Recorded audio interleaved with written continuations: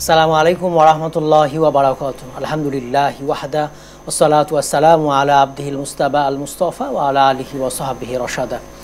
বন্ধুরা, দি Islamic podcast থেকে স্বাগত জানাচ্ছি মাসুম বিল্লাহ বিন রেজা। আজ আমার সাথে কো-হোস্ট হিসেবে রয়েছেন বিশিষ্ট ইসলামী চিন্তাবিদ, শিক্ষাবিদ, গবেষক, লেখক, বিশ্ববিদ্যালয়ের শিক্ষক ডক্টর মতিউল ইসলাম।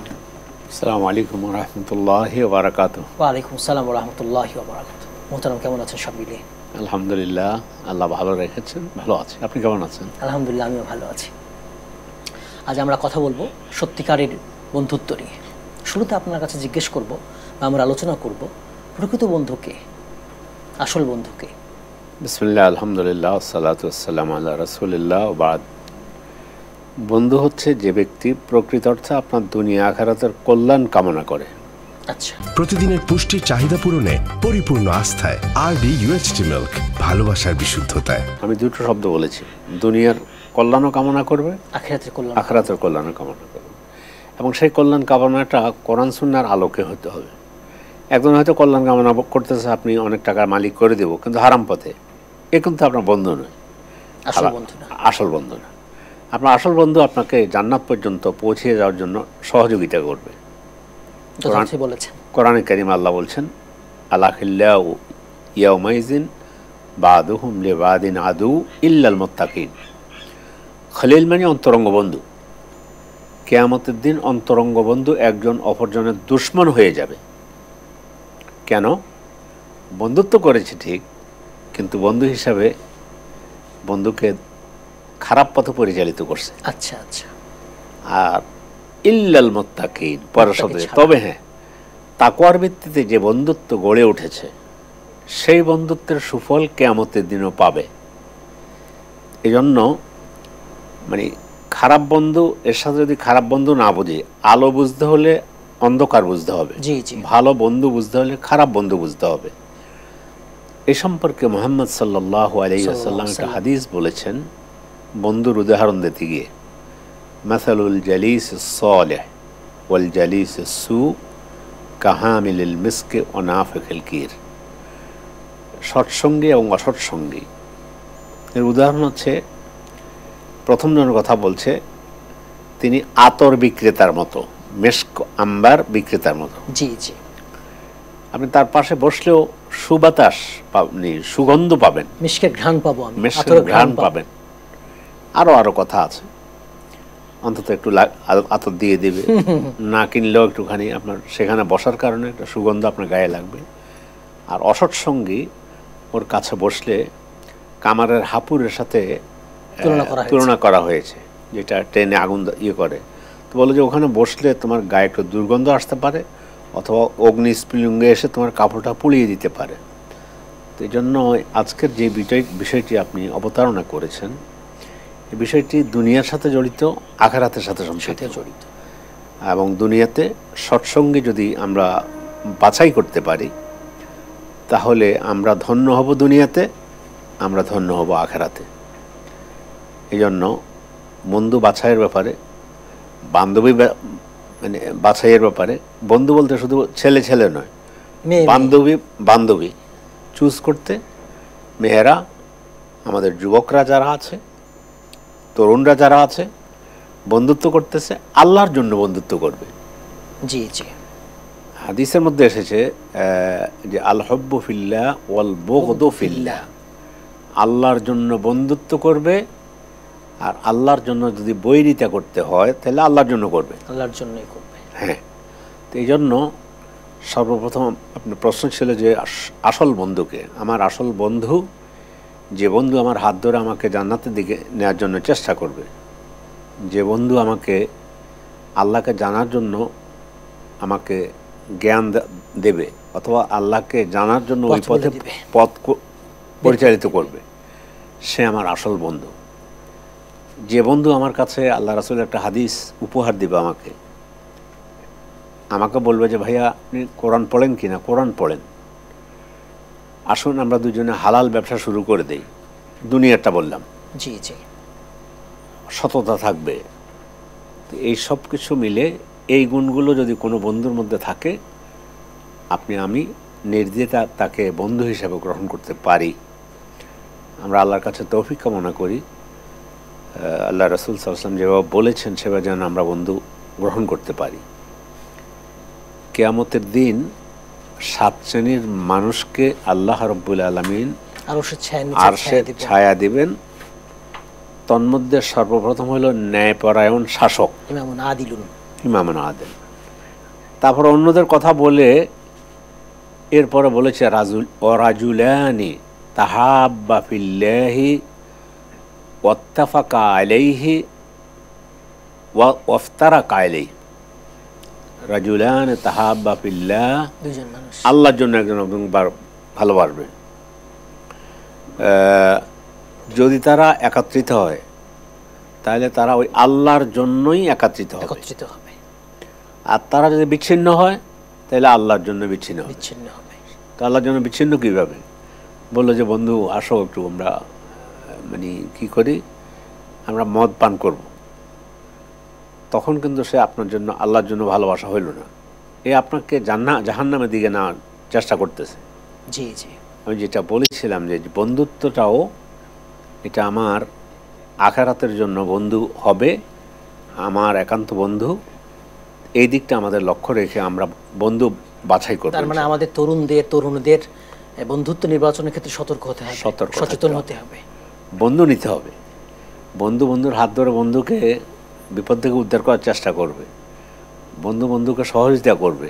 জি জি, বন্ধুকে জান্নাতের পথে নিয়ে এগিয়ে নেওয়ার জন্য চেষ্টা করবে। কিন্তু বন্ধু লাগবে, বান্ধবী লাগবে।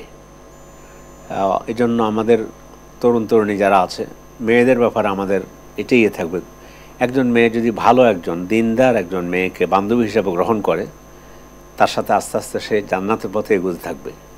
তাকে দেখবে যে আমার বান্ধবী সে শালীন পোশাক পরে চলাফেরা করে, হিজাব করে, পর্দা করে, সালাত আদায় করতেছে, সিয়াম পালন করে, আমাকেও সেগুলো বলে, আমাকে ভালো উপদেশ দেয়।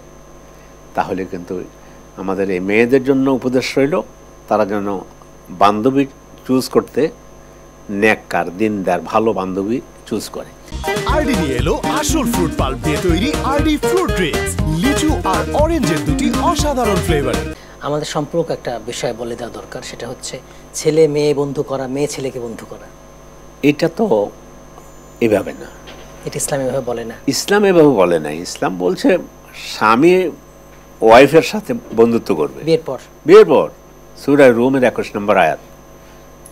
তো এখন সমাজে একটা কথা আছে, আমার বয়ফ্রেন্ড আর আমার গার্লফ্রেন্ড। তো এটা এই কালচার ইউরোপিয়ানদের থেকে নেওয়া হয়েছে, কিন্তু তারা এই কালচারে গিয়ে তারা খুব সুখে নেই। তারা তাদের পারিবারিক ঐতিহ্য হারিয়ে ফেলেছে। এই বন্ধু চয়েসের ব্যাপারে, বান্ধবী চয়েসের ব্যাপারে, এই যে গার্লফ্রেন্ড আর বয়ফ্রেন্ড, এটা তাদের পারিবারিক ঐতিহ্যকে ধ্বংস করে দিয়েছে। এখন তাদের পরিবার বলতে কিছু নেই, ভেঙে গেছে, হারাবার মতো কিছু তাদের নেই, সব হারিয়ে ফেলেছে অলরেডি। দুনিয়াবি অস্ত্রশস্ত্র তাদের কাছে আছে, সেটা থাকতে পারে, কিন্তু শান্তির জন্য পরিবার বলতে কোনো কিছু নেই। এইখানেই কথা, বন্ধু বান্ধবের বিষয়টি এত গুরুত্বপূর্ণ। তো আরেকটু গুরুত্ব বোঝাবার জন্য একটা কথা না বললেই নয়। সূরা জুমারের মধ্যে আল্লাহ তাআলা সেখানে শেষের দিকে একটা আয়াত এভাবে এসেছে, ওয়াসিকাল্লাযীনা কাফারু ইলা জাহান্নামা যুমারা। সিকা মানে টেনে হেসড়ে নিয়ে যাওয়া, কাফেরদেরকে কিয়ামতের দিন জাহান্নামের দিকে টেনে হেসড়ে নিয়ে যাওয়া হবে। একই শব্দ ব্যবহার করেছে মুমিনদের ব্যাপারে, ওয়াসিকাল্লাযীনা তাকাউ ইলাল জান্নাতে যুমারা। জান্নাতের দিকে ফেরেশতারা টেনে বা জোর করে নিয়ে যাবে। এটা সমাধান কি? ওখানে তো জাহান্নামে যাইতে চাইবে না, যাবে না, তুই আস। এখানে একই শব্দ কেন ব্যবহার করলো? জি জি, ইমাম আর রাজি তিনি তার তাফসীরুল কাবীরের মধ্যে এটার একটা এত সুন্দর ব্যাখ্যা দিয়েছেন। তিনি বললেন যে এক বন্ধুর সাথে অপর বন্ধুর যখন দুই বন্ধু নেককার, আচ্ছা, দুইজনই নেককার, ভালো বন্ধু ছিল, তো দুই বন্ধু নেককার। এখন এই বন্ধু ওই নেককার হওয়ার কারণে দুইজনে জান্নাতি হয়ে গিয়েছে। এখন একদিকে জান্নাতে যাওয়া, আরেকদিকে হলো বন্ধুকে পেয়ে গেছে, আনন্দ আর ধরে না। তো এই জন্য বন্ধুর সাথেও বন্ধুকেও ছাড়তে চাইতেছে না। তখন ফেরেশতা সম্মান সহকার বলবে, যারা আসেন আপনি আগে জান্নাতে যান, তারপর বন্ধুর সাথে দেখা হবে। এইভাবে একটা সরলীকরণ করেছে এই আয়াত, দুটো আয়াতের অথবা মধ্যে। দুজন বন্ধু একসাথে যাবে নাকি? একসাথে যাবে, অথবা বন্ধুকে পেয়ে বন্ধুও জান্নাতি, ইনিও জান্নাতি, নাকি বন্ধুকে ছেড়ে যাইতে ইচ্ছা করতেছে, আবার নিজের জান্নাত তো যাবেই। তো এই জন্য বন্ধু চয়েসের মধ্যে আমাদের এই বিষয়গুলো যদি আমরা মনে রাখতে পারি, মাথায় রাখতে হবে, আমরা দুনিয়াতে সফল কাম হব, আখিরাতে আখিরাতে সফল সফল হবো কাম ইনশাআল্লাহ। ইনশাআল্লাহ। এবারে যেটা নিয়ে আলোচনা করব, ভালো বন্ধুত্বের সুফল, এই জিনিসগুলো নিয়ে আলোচনা করব। ভালো বন্ধুত্বের সুফলের মধ্যে এক নম্বর সুফল হলো যেটা বলছি, তাহলে সূরা ফুরকানের 27 থেকে 30 আয়াত, আমাদের দর্শকদেরকে আগে আয়াত নাম্বারগুলো দিয়ে দিলাম। জি জি। খারাপ বন্ধু গ্রহণ করার কারণে কিয়ামতের দিন সেখানে আল্লাহর কাছে ফরিয়াদ করবে যে ইয়া লাইতানি লাম আত্তাখিজ ফুলানান খালিলা লাকাদ আদাল্লানি আনিজ যিকরি বাদা ইজ জাআনি ওয়া কানা আশ-শাইতানু লিল ইনসানি খাজুলা। বলবে সেদিন যারা বন্ধুর প্রভাবে পড়ে অন্যায় কাজ করেছে, আচ্ছা, তো সেখানে বলবে ইয়া লাইতানি ইত্তাখাজ, প্রথম হলো ইয়া লাইতানি ইত্তাখাজতু মা'আর রাসূল সাবিলা, আফসোস সোস। যদি রাসূলের পথ গ্রহণ করতাম। জি জি। ইয়া ওয়াইলাতা লাইতানি লাম আত্তাখিজ ফুলানান খালিলা, আল্লাহ, আহারে, ওকে যদি বন্ধু না বানাতাম, ওকে যদি বন্ধু না বানাইতাম। আহ, লাকাদ আদাল্লানি আনিজ যিকরি বাদা ইজ জাআনি, আমাকে তো পথভ্রষ্ট করে দিয়েছে যখন আমার কাছে কোরআন এসেছিল। লাকাদ আদাল্লানি আনিজ যিকরি, কোরআন থেকে আমাকে বিমুখ করে দিয়েছে দুনিয়ায়। তখন এক নাম্বার হলো এই যে বন্ধুর, মানে খারাপ বন্ধুর কুপ্রভাব হলে যেটা বললাম, খারাপ বন্ধুর কারণে জাহান্নামে যাবে এবং সেদিন আফসোস করবে, আফসোস। আহারে, আমি যদি এর বন্ধু না বানাইতাম, এ কি করছে আমাকে। লাকাদ আদাল্লানি আনিজ যিকরি বাদা ইজ জাআনি ওয়া কানা আশ-শাইতানু লিল ইনসানি খাজুলা। শয়তান এভাবেই মানুষকে অপমানিত করে। তো সেদিন আফসোস হবে, কিন্তু সমাধান আর নেই। জাহান্নাম, জাহান্নাম, সমাধান নেই, সমাধান নেই, সুযোগ নেই, তখন সুযোগ নেই। তো এই জন্য এটা গেল একটা। আরেকটা আয়াত আমরা একটু আগে বলেছিলাম, অপরদিকে ভালো বন্ধু গ্রহণ করার কারণে জি জি আল্লাহ তাআলা নিজেই বলতেছেন আলাখিল্লাহু ইয়াওমাইযিন বাদুহুম লিবাদিন আদু। জি। খলিল বলা হয় অন্তরঙ্গ বন্ধুকে। খলিল, সদিক, রাফিক, সাহেব, এই সব শব্দগুলো আরবিতে বন্ধুর জন্য ব্যবহার করা হয়েছে। আচ্ছা আচ্ছা। তো এখন অন্তরঙ্গ বন্ধু, এই জন্য ইব্রাহিম আলাইহিস সালামকে আল্লাহ তাআলা বলছেন খলিল বলা হয়েছে। অন্তরঙ্গ বন্ধু একজন অপরজনের দুশ্মন হয়ে যাবে, তুই তো আমাকে শেষ করছিস, তোর কথা মতো আমি ধূমপান করেছি, আমি মদ পান করেছি, আমি হালাল হারাম খেয়েছি, আমি অন্যায়ভাবে মানুষের টাকা লোপাট করেছি, তো তোর কারণে আমি এইভাবে পথভ্রষ্ট হওয়ার কারণে আজকে জাহান্নামী। এই জন্য একজনের শত্রুতা শুরু হয়ে যাবে। মোহতারাম, আলোচনা অনেক ভালো হচ্ছে। আমরা এই পর্যায়ে যেটা নিয়ে আলোচনা করব সেটা হচ্ছে খারাপ বন্ধুত্বের কুফল কি, এটা জানবো আমরা ইনশাআল্লাহ। খারাপ বন্ধুত্বের কুফল জানতে হলে আমরা একটু কোরআনের কাছে চলে যাই। জি। সূরা ফুরকান 27 নম্বর আয়াত থেকে শুরু হয়েছে আয়াতটা। আল্লাহ তাআলা বলতেছেন, আউযু বিল্লাহি মিনাশ শাইতানির রাজীম, ইয়াওমা ইয়া'আদ্দু আয-যালিমু আলা ইয়াদাইহি ইয়াকুলু ইয়া লাইতানি ইত্তাখাযতু মা'আর রাসূলি সাবিলা ইয়া ওয়াইলাতা লাইতানি লাম আত্তাখিজ ফুলানান খালিলা। যেদিন জালেম তার দুই হাত দংশন করবে কিয়ামতের দিন। ইয়াওমা ইয়া'আদ্দু আয-যালিমু আলা ইয়াদাইহি, দুই হাত। ইয়াকুলু ইয়া লাইতানি ইত্তাখাযতু মা'আর রাসূলি সাবিলা, আফসোস, আমি যদি রাসূলের পথ গ্রহণ করতাম। ইয়া ওয়াইলাতা লাইতানি লাম আত্তাখিজ ফুলানান খালিলা, সেকেন্ড আফসোস, সেকেন্ড আফসোস, আফসোস, অমুককে যদি বন্ধু না বানাইতাম, বন্ধু হিসাবে গ্রহণ না করতাম। কি হয়েছে, সে কি করছে? লাকাদ আদাল্লানি আনিজ যিকরি বাদা ইজ জাআনি ওয়াকানা শাইতানু লিল ইনসানি খাযুলা। এ তো আমাকে, আমার কাছে যখন কোরআন এসেছে, আমার কাছে সুন্নাহ এসেছে, কোরআন সুন্নাহ থেকে আমাকে বিমুখ করেছে, সালাত থেকে আমাকে বিমুখ করেছে, সিয়াম থেকে আমাকে বিমুখ করেছে, তাকওয়া থেকে আমাকে বিমুখ করেছে। এই জন্য আজ আমি জাহান্নামী হয়ে গেলাম। আহা আফসোস, এরে যদি আমি বন্ধু হিসাবে গ্রহণ না বানাইতাম। এটা হলো খারাপ বন্ধুর কুফল। আর ভালো বন্ধুর সুফল আল্লাহ আরেক আয়াতে বলছেন যে আজ সেটা সূরা যুখরুফের মধ্যে সেদিন আল্লাহ তাআলা বলবেন আল আখিল্লাউ ইয়াওমাইযিন বাদুহুম লিবাদিন আদু ইল্লাল মুত্তাকিন। খলিল মানে অন্তরঙ্গ বন্ধু। অন্তরঙ্গ বন্ধু একজন অপরজনের দুশমন হয়ে যাবে, কেননা এক বন্ধু অপর বন্ধুকে খারাপ পথ দেখাইছে, অন্যায়ের পথ দেখাইছে। এই জন্য আজকে আমি জাহান্নামী হয়ে গেলাম।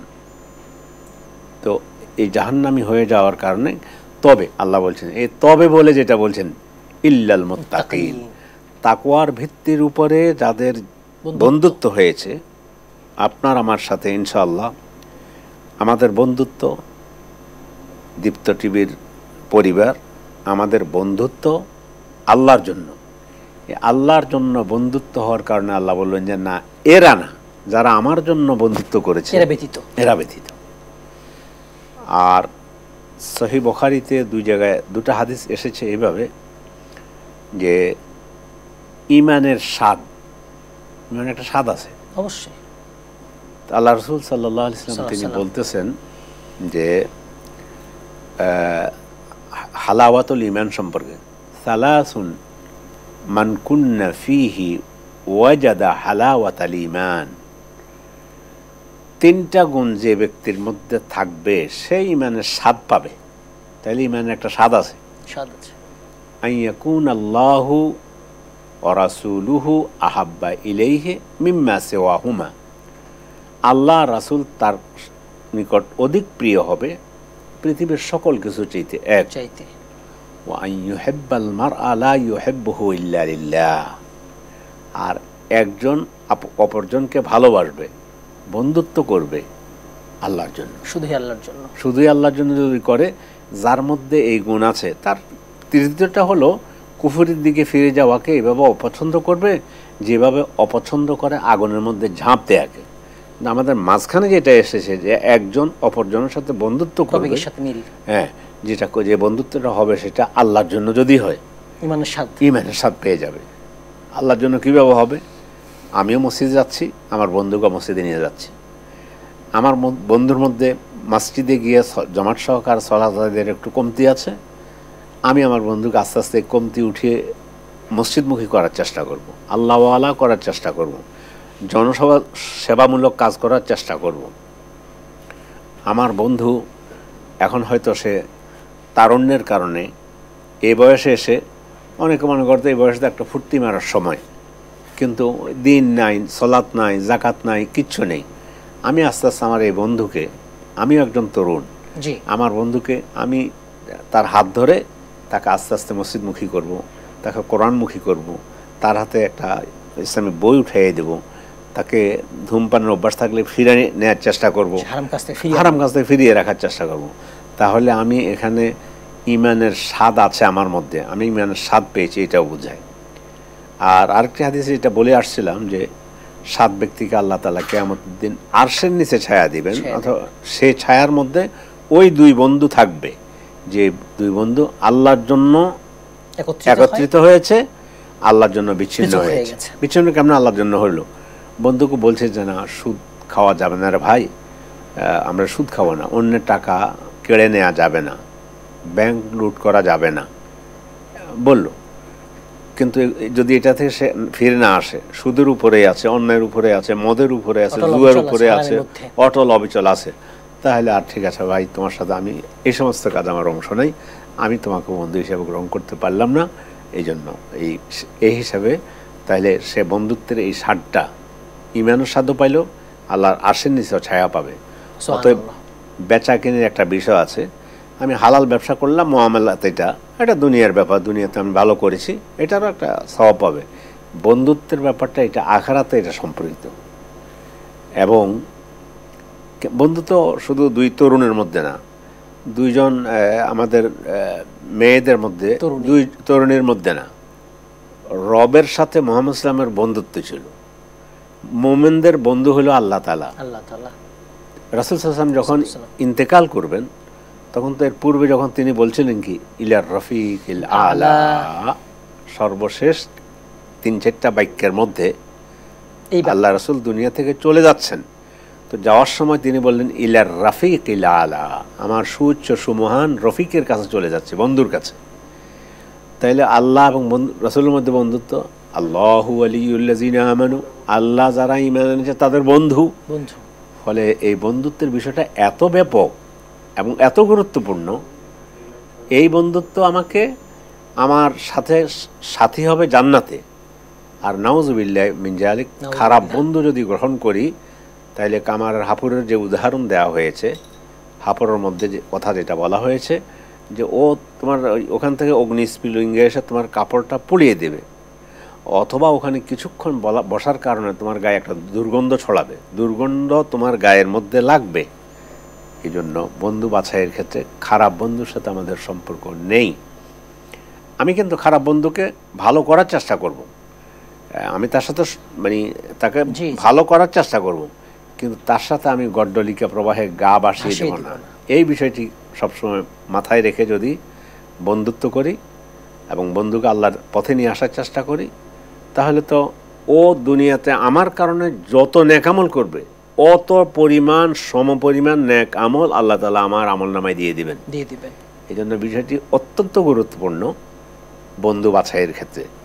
আল্লাহ যেন আমাদেরকে তৌফিক দান করেন, আমরা যেন বন্ধু বাছাইয়ের ক্ষেত্রে ভালো বন্ধু বাছাই করতে পারি। যে বন্ধুটা 5 ওয়াক্ত সালাত জামাত সহকারে আদায় করে, সিয়াম পালন করে, যাকাত দেয়, হজ আদায় করে, মানব সেবা করে, মানুষের সেবা এগিয়ে আসে, নিজের পকেটের পয়সা জনসেবা কল্যাণমূলক কাজে ব্যয় করে, দুনিয়াবি কোনো লোভ নেই, লালসা নেই, আমার কল্যাণ করার চেষ্টা করে, আমার থেকে কিছু পাওয়ার চেষ্টা করে না, এই টাইপের হলে তো আমরা এই বন্ধুর কারণে সমাজের সব বন্ধু যদি এভাবে হয়ে যেত, সব তরুণ তরুণী সব মানুষ এইভাবে হয়ে যেত, তাহলে শান্তির জন্য তো আমাকে অন্যখানে দৌড়ানোর কোনো প্রয়োজন নেই।